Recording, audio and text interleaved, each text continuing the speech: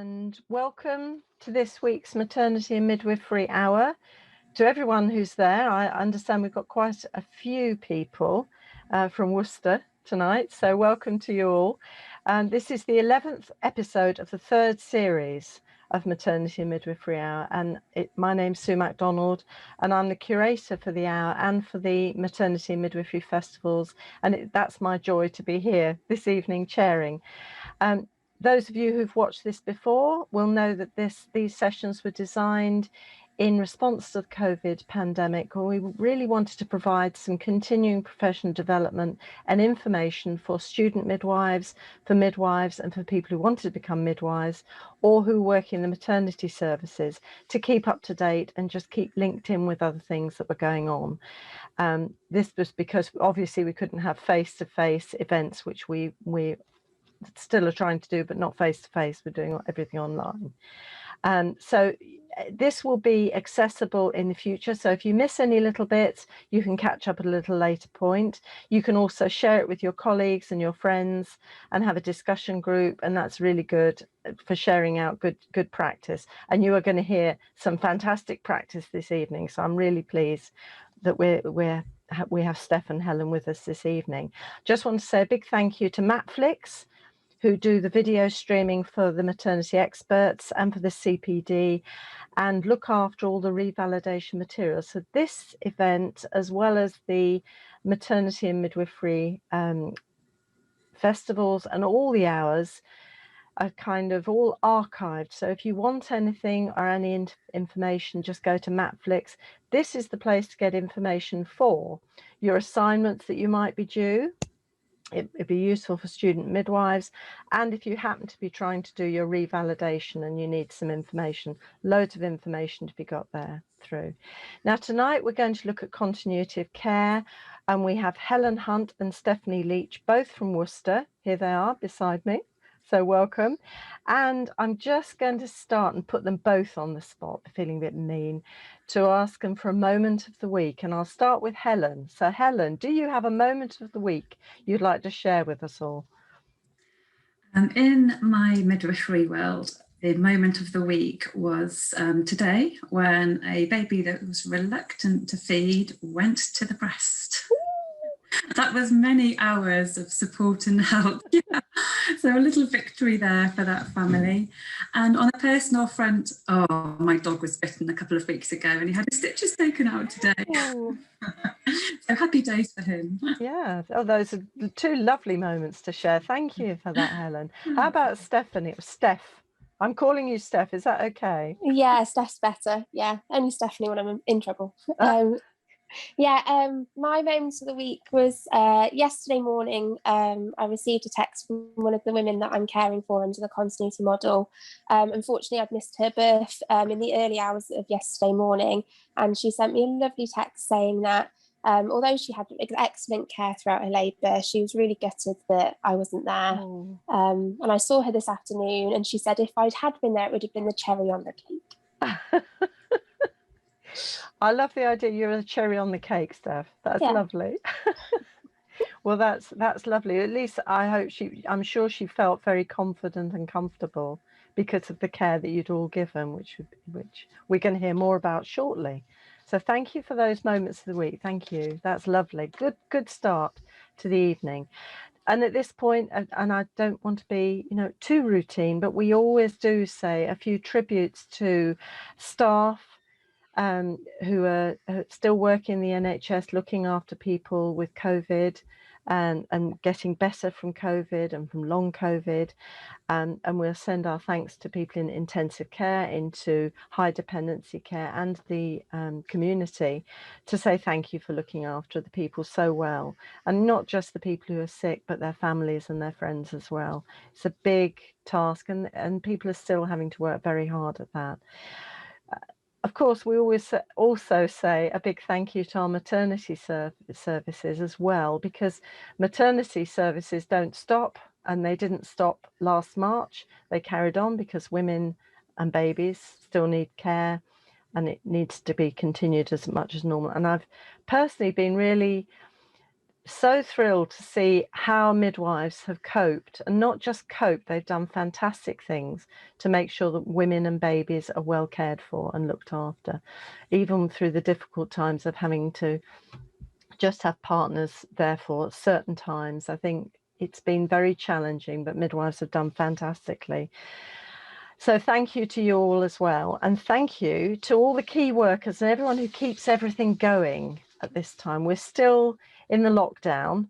And I have in front of me, as I carry this about with me, the sort of roadmap. And this is the shortened version. And if anyone wants one of these, you just need to look at the resources list that is available, because this way you can put this on your fridge and you know when the lockdown is easing off. And I know they're doing it in a very slow and thoughtful way, so that they can make sure that care is okay. People are okay through this anyway. So this week's news, this is time for the news. Birth rights, and we had Maria a few weeks back to talk to us about their work. And at the moment, they're calling for evidence from Black and brown mums and families for their inquiry into racial injustice. So do share the news about that. Just go to the birthrights.org UK website if you want to direct anyone towards there. Right, today is St. Patrick's Day. And Friday is National Sleep Day. Thought I'd share that. Some of you will be very interested in National Sleep Day, because if you're like Helen and Steph, having to balance the work life, you need your sleep at times. It's also Safer Sleep Week, and the Lullaby Trust are doing the theme of dads.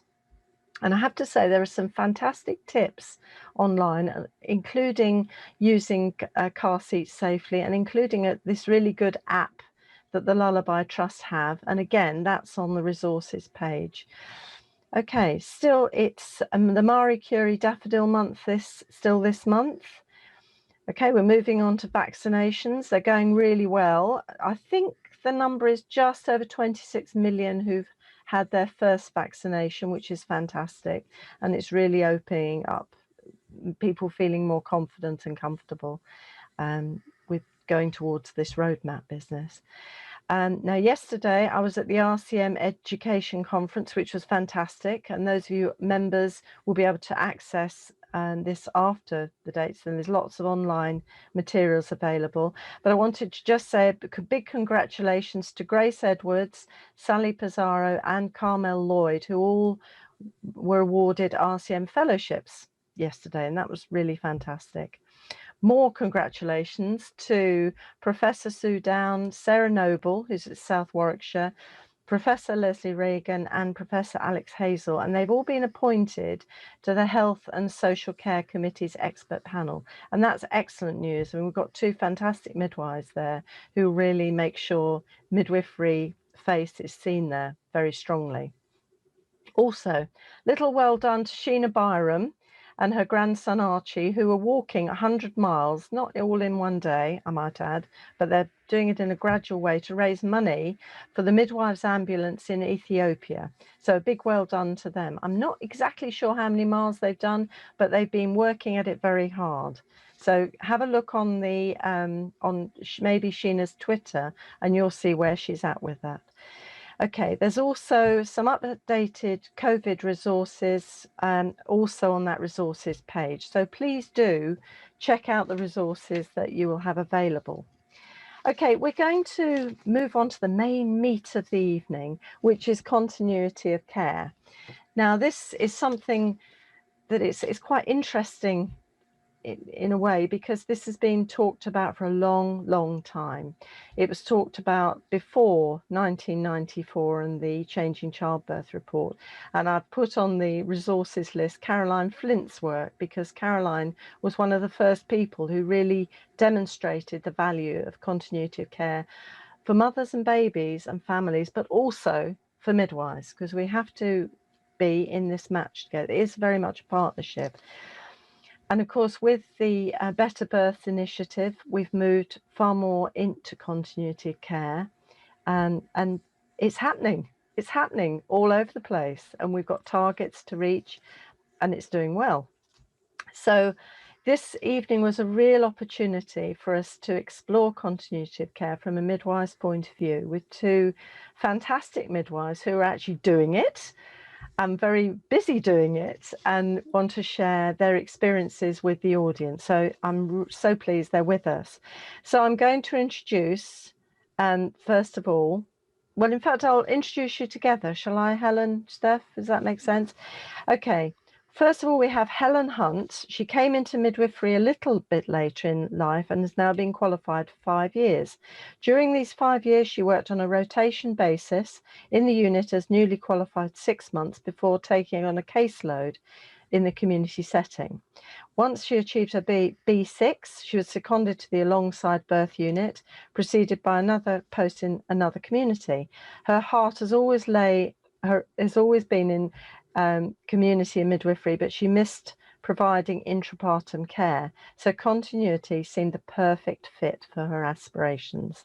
Outside of her midwifery world, she co-runs a continuing care providing pregnancy and postnatal support to local families. So she's always very busy. That's very close to your heart, so that's fantastic. And we also have the lovely Seth Leach, who started her career at Coventry, where she rotated around all areas and worked for 6 months as an acting up Band 7 coordinator on delivery suite. She then moved to Worcester Royal Hospital nearly 5 years ago, where she's predominantly worked on delivery suite before joining a continuity of care team in September. She works in Team Pearl. I like the sound of that, Team Pearl, with 7 other midwives. She is a full-time midwife covering a postcode-based area of Worcester and caring for women and families with a range of low risk to high risk needs. So Helen, I think Helen is going to start off. Thanks for watching this video from the Maternity and Midwifery Forum.